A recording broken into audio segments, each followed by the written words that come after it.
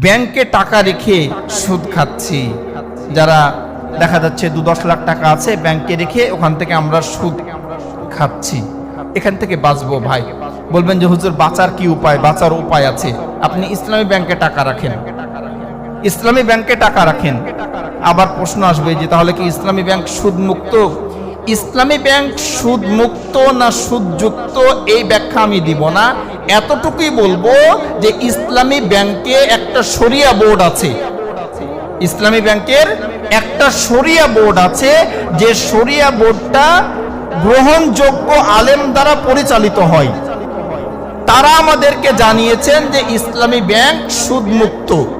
এখন যদি তারা সুদ যুক্ত করে এর হিসাব তারা দিবে, আমরা দিব না। এজন্য যদি টাকা রাখতেই হয়, দেখা যাচ্ছে আপনার কাছে 10 লাখ 20 লাখ টাকা আছে, ওই টাকাই আপনার সম্বল, ওটা দিয়ে আপনাকে চলতে হবে।